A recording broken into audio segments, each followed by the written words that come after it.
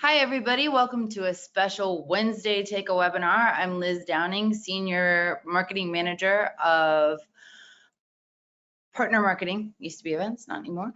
I'm really excited about today. We just recently had a great product launch. It's called SmartACOS. I've got some of my A team here. They will introduce themselves, but I'm going to ask these fine folks a series of questions.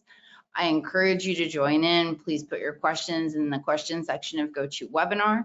I will feed them in as it makes sense to be part of the conversation, and then anything left over we will address at the end.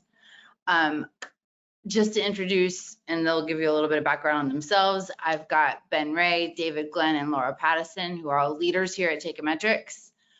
This session is being recorded, a little bit of housekeeping. We'll send you a replay the day after the webinar. And today we're going to talk about the power of AI in today's e-commerce world. That's the buzzword, right? Everybody's talking about AI, and we're going to give you an update, what we've done at Takeometrics, how we're responding to these trends and the needs of sellers and brand owners in e-commerce, our new release, SmartACOS. But first, let's meet our panelists before I start staring at my screen, and I'm going to put Ben in the hot seat. Ben, go ahead. Thanks, Liz. Excited to be on today. So my name is Ben Ray. I'm the Chief Revenue Officer here at Takeometrics, which means I'm responsible for all the revenue and all different parts of the business. And really excited to talk about today's topic. I think the question that I keep asking is, can machines outperform humans in terms of advertising?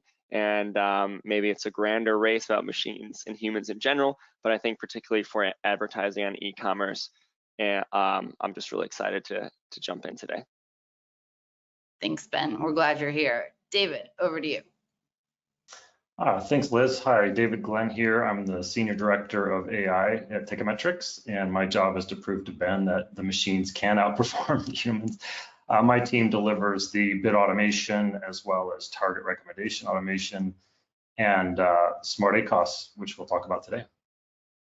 And last but certainly not least, a face you will probably recognize, Laura Pattison.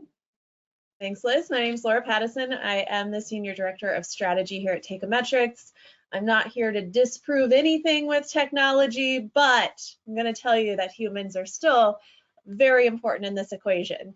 I have been at Takeometrics for just shy of 4 years now, and I am tasked with supporting some of our largest, most robust strategies in supporting those brands, combining the human strategy with the technology for the optimal combination that Takeometrics can deliver. And before we get too far down this rabbit hole, I do want to say that at Takeometrics, we do really believe in the combination of the humans and the technology. It's in all of our slide decks, it's on our website. Everything we do, we talk about the wonderful combination between the two. So it's nice internally for us to have these competitions, but I think we all recognize that it's best to work together for the sake of our customers. So we will be talking a lot about where those areas where the technology can have a nice help with automation and prediction, and where it just can't match the humans. And so there's a nice balance between the two. So excited for today. So Liz, take it away, please. Thanks for adding that, Ben. All that was screaming in my head was the human in the loop, the human in the loop. So, all right, I'm going to share my screen. Ben's going to walk through a couple of slides with the help of David and Laura. We're going to take it off share. We're going to ask some questions. Again, if you've got questions for our team, please put them in the question section of GoToWebinar. You know that I will make sure they're addressed. So I'm going to share my screen.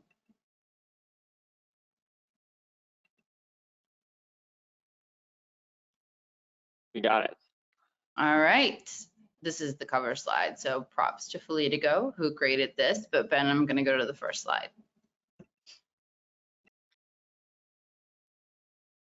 Yeah, maybe please, you can click through it. Yeah, go for it. Yeah, so these are just some of the questions that we're looking to tackle today, because we want to think about it not just tactically, but zoom out a little bit from what's the goal for the business. And we know that our customers, especially in this macroeconomics where they're kind of weird, where we're seeing, you know, our Prime Day in July was bigger than it ever has been before.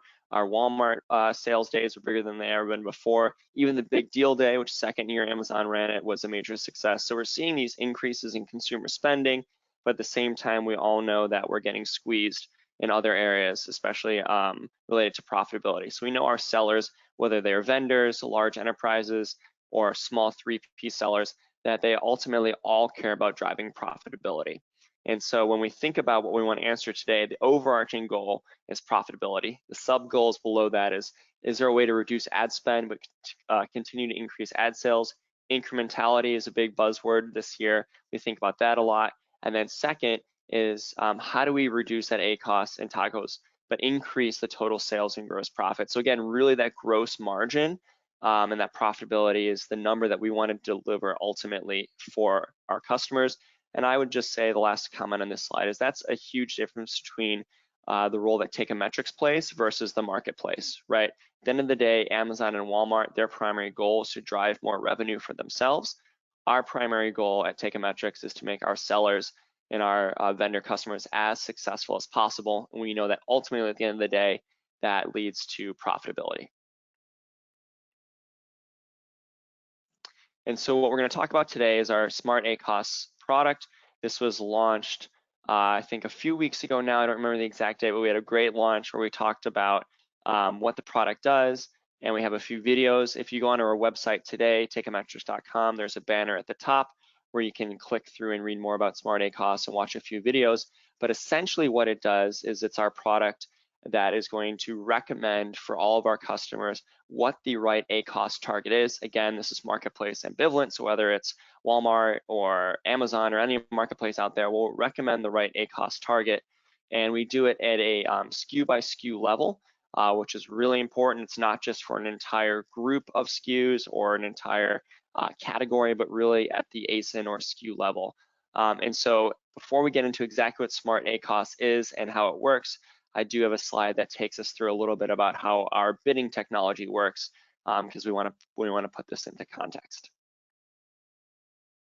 So one of the core differentiators, this is great here, if you could stop it, Liz, thank you, is for this predictive AI bidding technology. And this is really what has set Takeometrics apart in the market compared to everybody else. A lot of the other players in the market will be focused on what's called rules-based bidding. So it's a lot of if-then statements. If you do this, then you should do this. And the challenge with a lot of those methodologies is that they are all reactive. Why are they reactive? Is because they're taking old data. And so maybe this is conversion rates from yesterday or average order values from yesterday or what ACOS worked yesterday. And we know that that can be very challenging for two reasons. So one is just the nature of e-commerce is it's an hour by hour game and not every hour is the same, right? If you look at what 5 p.m. on Saturday versus 5 p.m. on Tuesday, radically different consumer behavior. And then you take into account sales days, and it becomes very, very challenging to manage. So that's the first challenge. The second challenge is that in e-commerce, each SKU or each ASIN is in a lot of ways like an entire business in and of itself. The costs are different, your gross margin is different, and what may sell and at what price point is different too. And this is even when we get to variance, not even taking into account child SKUs and all those challenges, right? And so what has made Takeometrics different is that we have approached what we call the value-based bid or the ideal bid. And so we have a formula, it's no secret, we've been very transparent about this for years, is that we take your average order value, we take your conversion rate, and then we take your ACOS or ROAS target, and that formula becomes your ideal bid. And this ensures that you're never underwater on your bid, you're never bidding so much for something that you're going to be losing money on it. Now, the key differentiator about Takeometrics is that we predict your conversion rate before it happens. So if you could just move forward one animation, Liz. With the predictive conversion rate, we're the only technology that takes into account all these different variables. So we look at seasonality, we look at time of day of week, geolocation, what type of ad you're serving, the price point variability, whether this is a 50-cent product or $2,000 product, and then the category as well. And so when we take into all these things, we can then predict prior to it happening what your conversion rate is going to be. So if we think about this, actually one more slide, one more animation, Liz, and I'll sum it up here. And this is what, if you have this ideal bid going for all of your ASINs, all of your SKUs, you should form this really nice line where all of your ideal cost per clicks are based on your product margins. And so that way you're driving as much revenue as possible with still maintaining your gross margin goals. And so you're hitting up right against that threshold to drive as much profitable revenue as possible. Now, if we go back to our formula for a second, the factor that has always been designated to the humans, if you will, has been that ACOS or ROAS target. And a lot of people have different ideas about how to come up with an ACOS target or ROAS target. And so what we have done with our data science team, which David leads with his colleagues, is that we've looked to really understand is there a way that we can predict and then recommend the right ACOS target for you? And so our theory is that if you take an average order value, which is fairly easy to calculate, Takeometrics predicts your conversion rate, and Takeometrics suggests what your ACOS target is, there should be no reason why you're ever unprofitable with your bids, right? Now, host of factors that make that challenging to do, but this is the dream and this is the vision that we're chasing. And so that is what led us to develop this ACOS or SmartACOS product. So next slide, please, Liz. So what this technology does is it offers 4 different goals for your ASIN or SKU. So you can set it to either profit, launch, growth, or liquidate. And I've got a question lined up for David to define those and talk about how he came up with those. But essentially, once you select what your goal is, it'll allow, we will then spit out for you what your ACOS target should be. So one more animation, please, Liz. And so here's a few behind the scenes screenshots of how we've developed the product and how you can set it. So you see on the top right, you can select what the goal is, and then spits out a whole host of targets and what we feel like is going to happen to your different metrics along the way. So I want to pause here and I want to pass it to David to offer some more thoughts about the ACOS, SmartACOS product, what it can do, and the real value that it adds. Sure, Ben. Yeah. So, the inception of this product really came in close collaboration with our experts on our managed services teams. And so, for example, the 4 goals, what they said to us early on was that we need to be able to manage our goals over the life cycle of a product. So it may be our entire business right now. The goal is to really drive profitability, but you could have specific product sets that we're launching. We really want to drive awareness. We want to drive volume.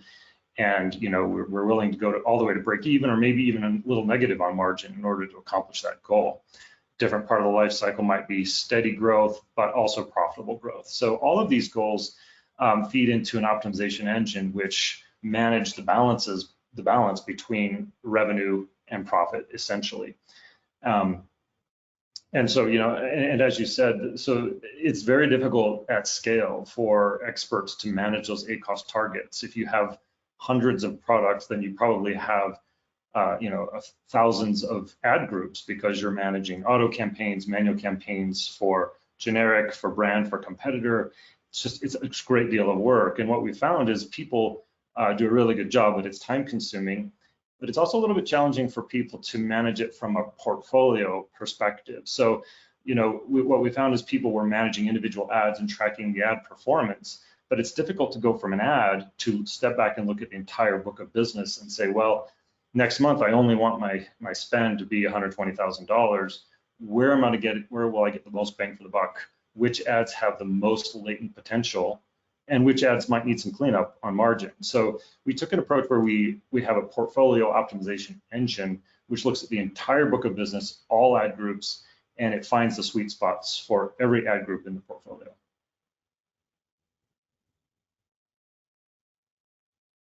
Love it. I think, yeah, Liz, if you want to jump in, I'd love to ask David some different questions right now on the SmartACOS. I can lead them or you can lead them, up to you.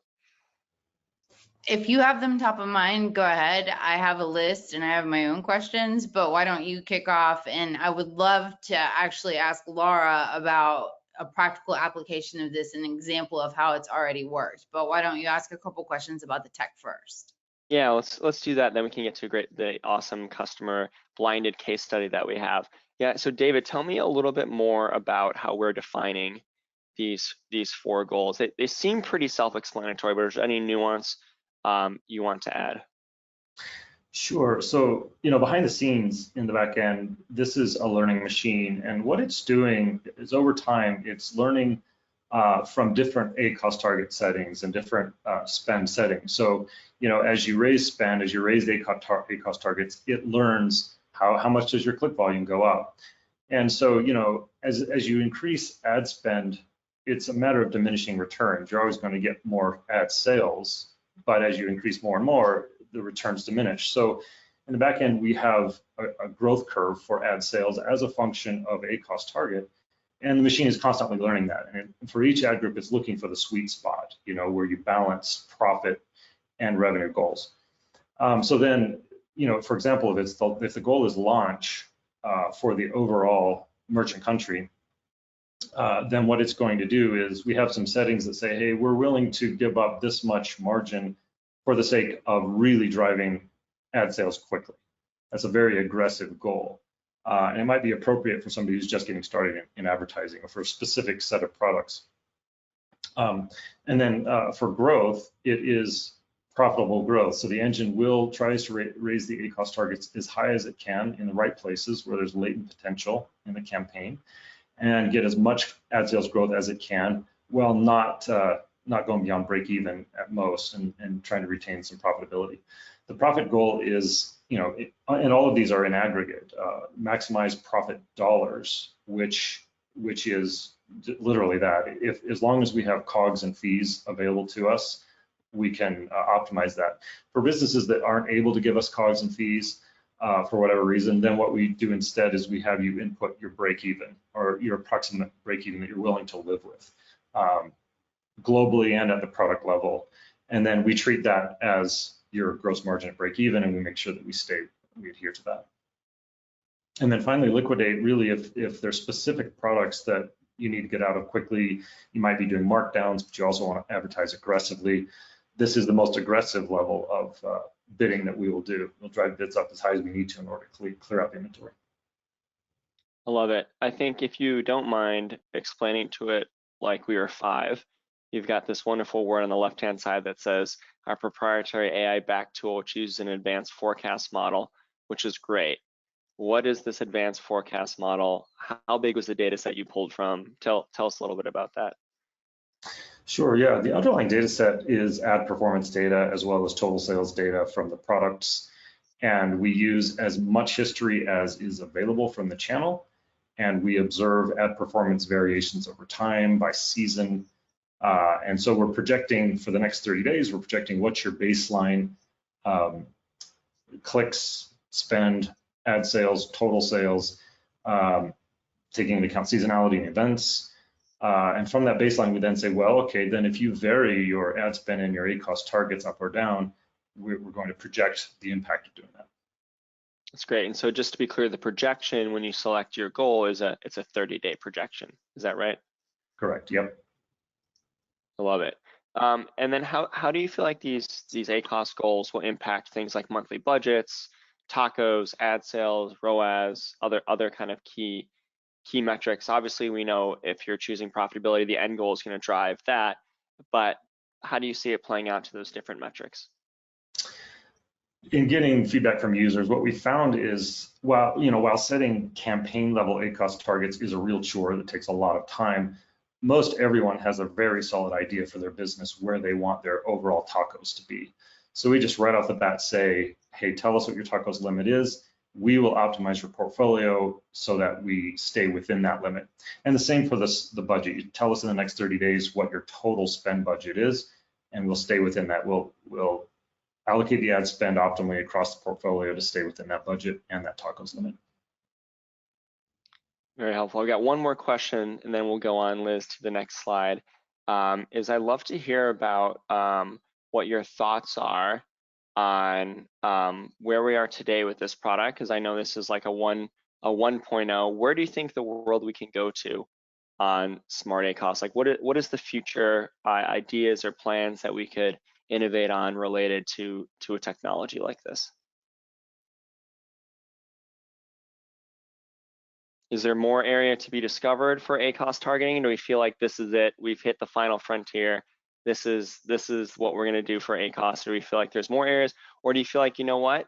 I think we've done on ACOS. The better thing to do is we want to innovate over here related to forecast predictability, related to inventory, or elsewhere. There are several directions to take this. The most obvious one right up front is placement modifiers. Now, Walmart, Amazon, they have the ability to bid very specifically on a specific placement, and that's really vital. So our next step on this is to not only recommend what your ACOS target should be for the campaign, but also what should your placement modifiers be for each of the available placements in the channel. So then you have a full strategy. Another area is to actually recommend your daily campaign budget. So the way most people manage their ads is you have a campaign budget which protects you against overspending, but it has a little headroom, a little bit of a buffer. If you were to sum up the total of all daily campaign budgets, it would far exceed what you intend to spend for the month because you do have that buffer in each one. So this tool tells you how much you're going to spend in the next 30 days. We'll push that down saying on each campaign, this is what your daily campaign budget setting should be in the channel, just to automate that and make it easy for people. I thought I was on mute, but I wasn't. We're having a couple questions about data. Where do we get our data? For this particular functionality, are we only pulling solely from a particular user's data, or are we combining our world of data that we've got from years and years of doing this type of thing, category data, competitor data, all that kind of stuff? Are we factoring all that in, or are these predictions based solely on a single brand's performance?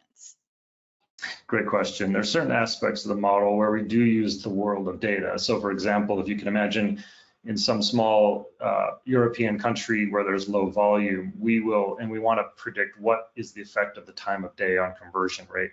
We will aggregate all the way up to the country level across all the data we have in order to leverage that. In areas, in markets and product categories where there's a lot of data specifically for an individual product, we'll drill all the way down to that level to get specific things like conversion rate patterns by day. The vast majority of the optimization that you're seeing for SmartACOS, though, still is the seller's individual data, but it is blended where needed with the world of data to get those estimates. I get a lot of feedback from brands that they want the recommendations they get and the advice they get across the board, whether it be down in the details like this for specific campaigns and specific ads, all the way to general like business information. They want it to be category specific. They want it to be geo specific. So I think there was a collective sigh of relief that it is an aggregate and it is a combination. We have another question about source of data, asking if we use ChatGPT as the platform for our AI-backed tool, or if we had AI before ChatGPT. So I added that editorially. But David, could you address the where do we get the magic? ChatGPT is really great at generative AI for generating language, and we do have one place in Flywheel where we use it, which is for keyword recommendations. So we have the ability, if someone wants to go in and see what ChatGPT has to say, we're seamlessly integrating everything from the product title to the product details page text. We're sending that to ChatGPT with prompts and say, hey, recommend some reasonable, meaningful keywords that relate to all of this text that you're seeing. And we're finding that, well, and so then what it does is it responds immediately and it generates a list of keywords that the user can then review and decide which ones they agree with, put them in the campaigns, and off they go. That's the one place we use large language models like ChatGPT. For SmartACOS, this is all e-commerce, like this is all predictive of econometric type metrics, right? So this is predictive AI, and we had built the foundations of this several years ago. It does not rely on large language models at all. In other words, we built our own robots. We didn't use somebody else's robot. Can I jump in with one thing, Liz? Thank you. So I think one thing that is important for all the attendees and everyone listening to know is that all of our data is specific e-commerce data focused on Amazon and Walmart. And so where you build your data model, if your data model takes into account brick and mortar, or it takes into account social, or it takes into account different data sets, those models are typically less accurate and less impactful. And so one of the unique differentiators about Techometrics is all of our AI, all of our machine learning, all of our algorithms are all e-commerce data sets.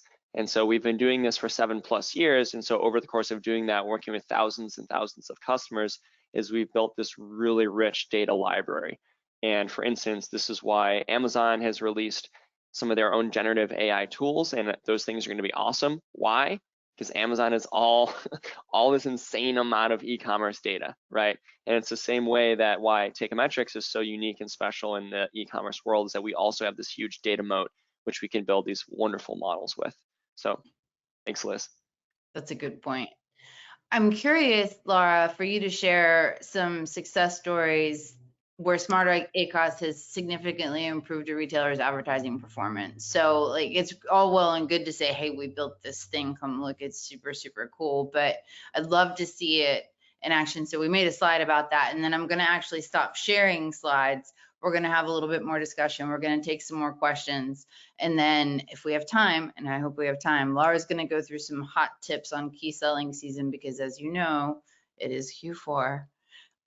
So Laura, if you could talk us through this case study. Yeah, absolutely. So this is one of the brands that we work with. They were very interested as we released our SmartACOS tool, really focusing on profitability. And again, as David mentioned, really tuning the dials on opportunities across the account, really squeezing out every bit of it for every single product. A lot of times we're setting an ACOS target or backing into what that ACOS target should be based on their profitability at a broader account level or even category level, but this allowed us to tune the dial to the nth degree. And the results here really speak for themselves. I'm sure you've already looked at these as I've been talking. I think that one that stands out the most is the goal was profit, and we saw a 26% increase in profit pre and post. And again, this is a 30-day period that we saw it increase that much. Ad spend and stayed relatively flat. ACOS decreased as ad sales increased, but really that one that we drive home is that 26% increase in gross profit and increase in total sales. So identifying the areas that are maybe less incremental because you're owning that organically, or it's not driving the conversion in the same way. So some really great results from this brand. And the most interesting piece, I don't have the data points, most of the ACOS target recommendation changes from where we were in the 3 to 5 percentage point range. So let's say if ACOS averaged 39%, it was suggesting maybe 33 or 34% ACOS. What doesn't seem like an extreme change in that ACOS target can really produce big results when you scale it across your entire account. That time I did have myself on mute. Thank you for that, Laura. It brings me to, so I know we're seeing fantastic results. I'm talking to brands that are raving about it. One question that we had for David, and then I'm going to go to a question we have from our attendees, but so we've got this promotional products manufacturer. They have implemented our technology. David, what was their risk that was impacted by SmartACOS? Like what dive into that a little bit for me. Sure. Yeah. I mean, well, the risk is that, everything in the future is uncertain, and every forecasting model is wrong, right? But many forecasting models are actually quite useful. And so the risk for them when they trust in a predictive model, it could be wrong. What we've built into the system is very conservative assumptions. So when we're predicting an uplift in click volume, for example, we err on the side of being conservative there so that it's not overly optimistic. And so then what we found in this case is the outcome ended up being better than we had projected, because we do try to err on the side of being conservative. Now the user is able to choose a risk level that they're willing to tolerate. And if they want to be very aggressive, then what we'll do is we'll relax some of the constraints we have in there to keep it conservative around profitability. and will allow them to go aggressively after their growth that they want to. You know, and the other risk mitigation, of course, is that this is not, these recommended targets are just that, they're recommendations. At the end of the day, the expert has a chance to review them, adjust them slightly if they're a little uncomfortable, and then push them into Flywheel. Can I make one addition? The biggest risk is if you don't have your COGS updated and correct, and this tool is basing all of its recommendations off of, unfortunately, stale inputs. So I would personally say that's the biggest risk, is the human error. So David, one for you. Laura, you have touched so many large accounts and have been involved with the strategy behind creating the entire advertising ecosystem for so many different size brands, but especially large brands. What do you see as the greatest benefit to what we've created here and the change that you think brands are going to see with the increased confidence that we're giving them with these recommendations? Yeah, well, first of all, it's another pair of eyes on your profitability. That's something that I think we can lose track of really quickly when we're looking at total sales and ad sales, and we're wanting those to accelerate. But, you know, bottom line is important, and making sure that you are profitable. We know that fees are increasing and that Q4 fees increase on Amazon for warehousing. And so it's just making sure that you have a kind of automated tool that is helping to support some of those, the evolution. And the second piece, it's the scale, right? Even if you aren't spending a lot, if you have a large number of SKUs or even a large number of ad groups, it's being able to identify the ACOS at that individual level, rather than saying, again, for this category, you know, our ideal ACOS is 25%, where it's 22% for one product, 27% for another product, 24% for one, and tuning in that dial just that little bit can produce those results. So I mentioned that the majority of the changes were in the 3 to 5 percentage point range, kind of rounding. Even at a category or a subcategory level can really leave a lot on the table when you can tune that dial just a little bit more and squeeze out an additional 26% in profitability. I love that.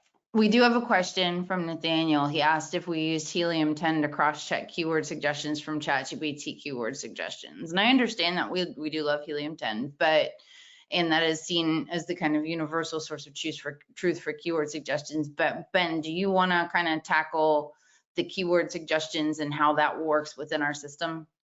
Yeah, absolutely. I think just to start, just to be clear, because David answered it before, but I think in the world of AI, it's hard to keep it all together, is that there's different types of AI technology, and there is what's called generative technology, which is what ChatGPT does, and that's really working with written language, right? So write me an essay that talks about this or that, or compose an email for me that states this point, right? So that's where ChatGPT is great, which things like keywords and listings are really good for.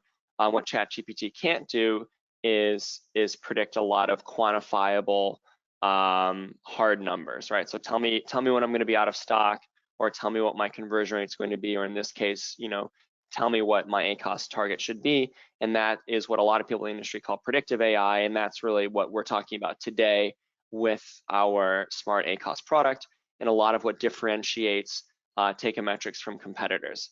So I think the predictive AI piece, just to double down on that, that is the harder thing to do. That requires both a robust data set, which we have, and really smart people like David and his team.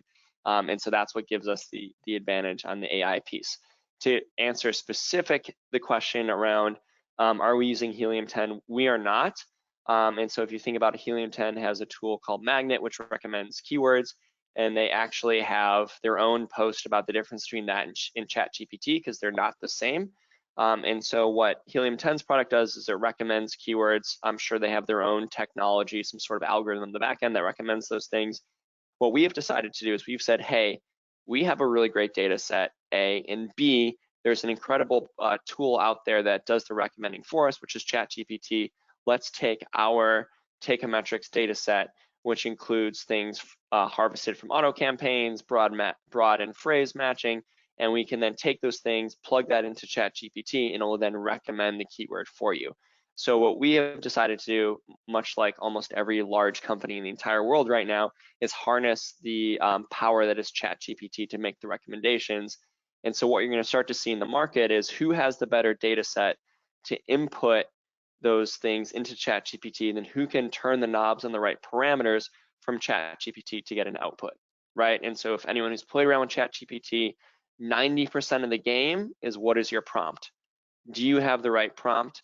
That's A. And then B, did ChatGPT happen to crawl the data sets you need? The answer is no, you're out of luck. And so the difference with Takeometrics is, one is we have our own data set, so we can plug that in, A, and then B, Laura and her team provide the prompts, if you will, to help us figure out what are the right recommendations. So hopefully that was clear. If it wasn't, feel free to ask a follow-up question. Thanks for that, Ben. I want to definitely save some time for some tips for Q4, because we did promise that when we invited everybody to this webinar. But I'd like for all of you to weigh in on the question, who is the ideal customer that can make the most of this SmartACOS product? The ideal seller, like the ideal brand. What brands? I'll start, although I'm certainly not the one who should be the expert here. I think Laura, maybe you want to take next. But what I would say is there's two types of sellers or people on e-commerce who I think are best suited for this. So one, I'm gonna go one really big, one really small. So on the really big side, if you have hundreds, say thousands of SKUs, like the more SKUs you have, the better candidate you are for SmartACOS, because no one with thousands of SKUs, let's pretend you're a large apparel company with things like socks and sweatpants and shirts and beanies and whatever you could think about you would wear in a season, right? All those things need their own ACOS target, just how the world works, and all those things change on an hourly basis. And so what ends up happening is people aren't actually updating their ACOS. Let's all be real for a second. No one's on a daily basis or hourly basis updating their ACOS. They're like, hey, I've got a group of things. These all have a similar gross margin. We all generally want to do similar things with them, like, you know, profitability or growth or whatever it is. So let's just apply an ACOS target to this group of things. And they kind of go around. It's a bit like you have a hammer and everything's a nail to their product catalog. And so a real opportunity with SmartACOS is that let the machine do the work, so to speak, with your analyst overseeing. And again, to Laura's point, making sure you have the right inputs, but let's let the machine do the work to actually update these things on a regular basis. So that's huge. It's like, I don't even know how people operate their business without something like this, because your product catalog is so big. The other hand is think about the small, maybe it's a mom and pop seller. Maybe you work on the business with your spouse and you're running around doing 1,000 things. Maybe you have a D2C business on the side. You're also on Wayfair or Walmart. You're doing all these different things. And like, you also got to feed the kids and pick someone up from soccer practice. And at the end of the day, like, you just worked a 12-hour day and you're happy to not be in the red, right? And that's just, you're just trying to drive your business so you can send your kids to college. This is also great for you because you have 1,001 things to think about, from inventory to deciding whether to go in on all in on WFS or whether to ship it yourself for Walmart. Like, you have pricing decisions. If you're running D2C, you have a whole D2C business to run. It's just overwhelming.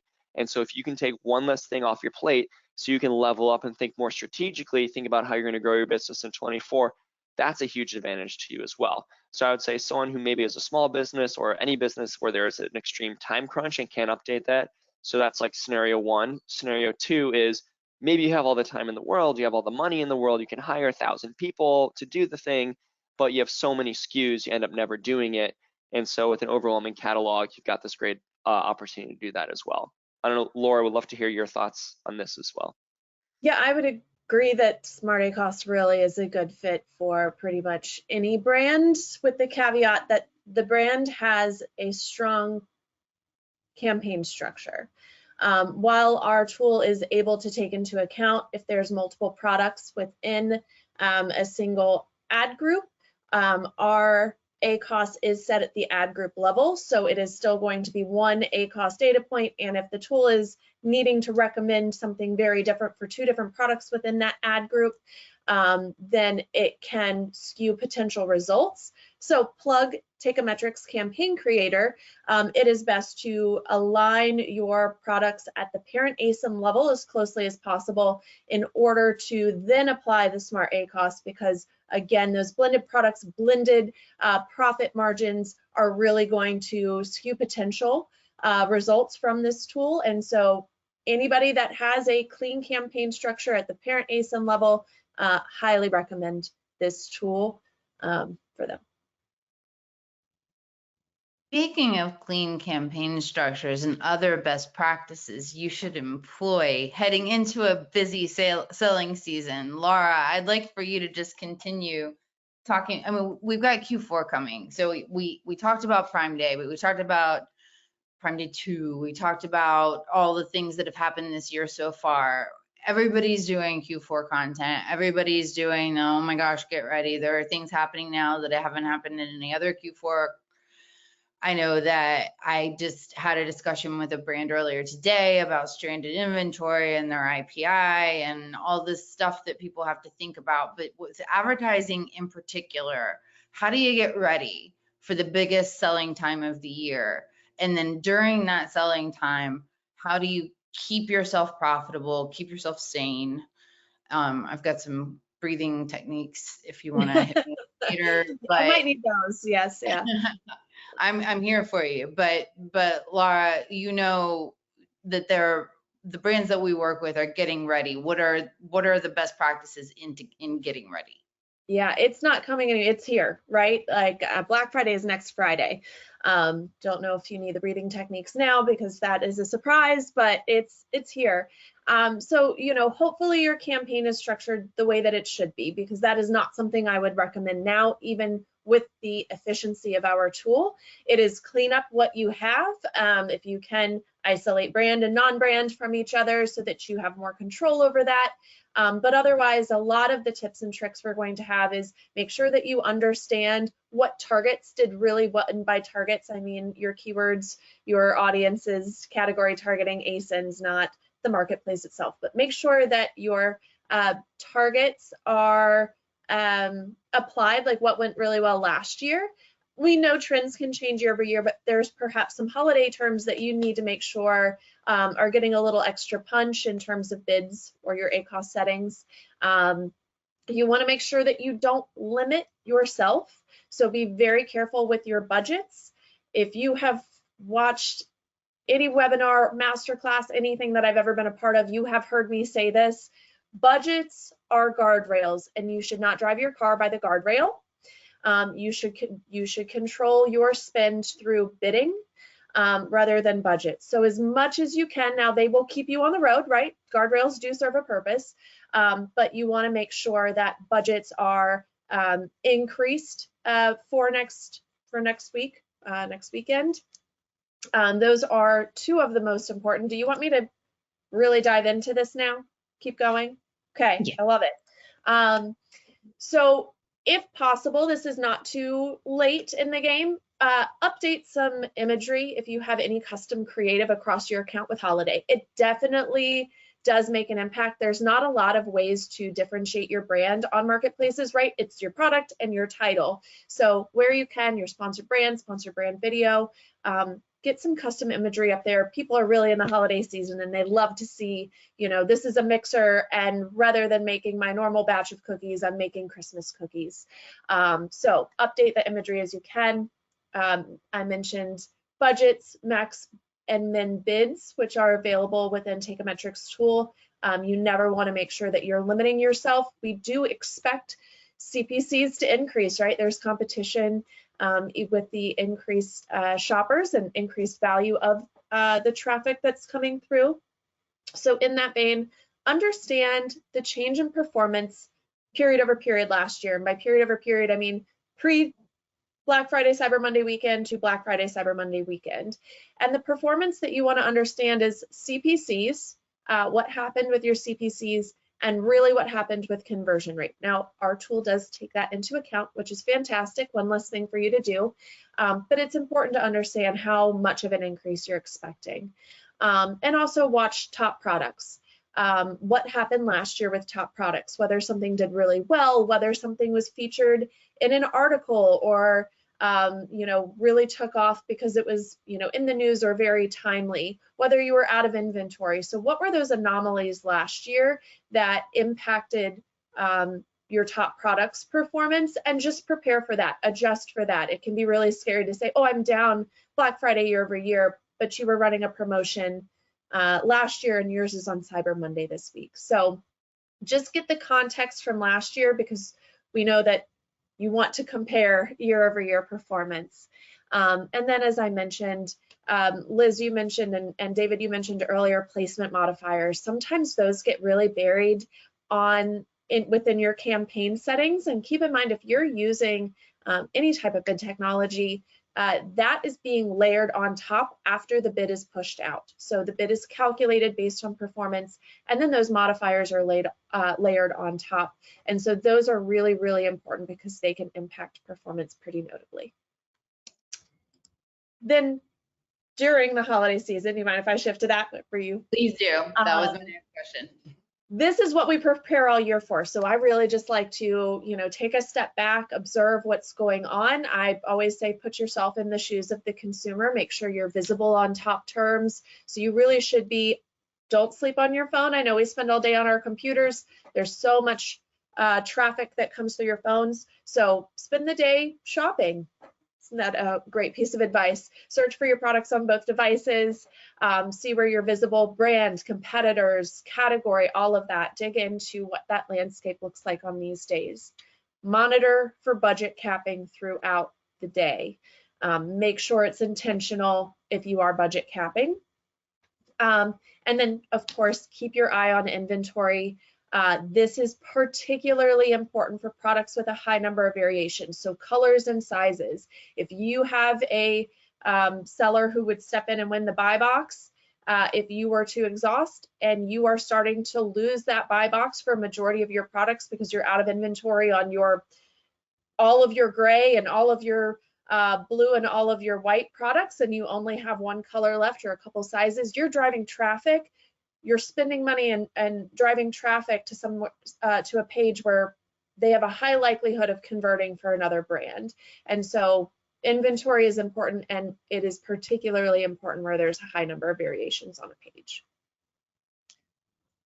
Thanks for that. And I know that you're going to be doing some content with some partners very soon. We'll put a link to that in the replay, but you'll be giving last minute PPC tips that will dive a little bit deeper than this. And then I know you've got some great advice on what to do with the data that you get from these sales for a more top of funnel approach. So let's tackle that in Q1. And those of you that are watching this now, stay tuned for that type of thing, because there's a wealth of data you can get from an increased selling period.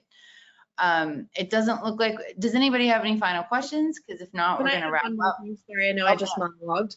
I do want to mention audiences are really important this time of year. Keep in mind your look back windows. So your look back window heading into Black Friday, Cyber Monday, where people who might have been shopping for themselves and now they're shopping for others. This is highly, highly important as we exit holiday. You have a audience pool. If you have a 14-day look back window, for 14 days, you're looking at people who were potentially searching for, a gift for someone else. They either purchased it or they didn't. As you exit holiday, are they still a relevant audience? So anything with a pretty short look back window, be very thoughtful about performance and adjustments to those that performance as we enter and exit the holiday period. That's great advice. All right, Ben, take us home. Awesome. So I think just a reminder, so today we've been talking about SmartACOS, which is our brand new product, which allows Takeometrics to predict and recommend the right ACOS target for you on a SKU level. And so the real challenge, again, that we are focused on at Takeometrics is helping our sellers win and helping them win profitably. And we believe the best ways to do that is to focus on how you can win hour by hour and SKU by SKU. And so I think in summary, we've developed this really great way to think about what is your ideal bid. This takes into account your average order value. And then now Takeometrics will predict your conversion rate, and we will predict and recommend your ACOS target. And so the world that we want to all be living in is that all of our sellers, all of our vendors who work with us are driving the most revenue possible while still staying profitable the entire way. And so we believe that what the market is looking for, what people who sell on Amazon, Walmart, and other places are looking for, is to drive profitable growth. And so I just want to thank David, the AI team, our engineering team, and everyone at Techometrics for developing and releasing the SmartACOS product. We believe we're on the cutting edge of bidding technology, and we are so excited to get this into as many hands as possible.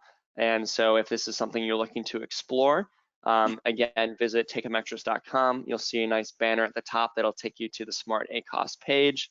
You can even just Google SmartACOS and it'll come right to us. And you can fill out a form to learn more. I'm always happy to be reached out to on LinkedIn and happy to connect with anyone who'd like to learn more.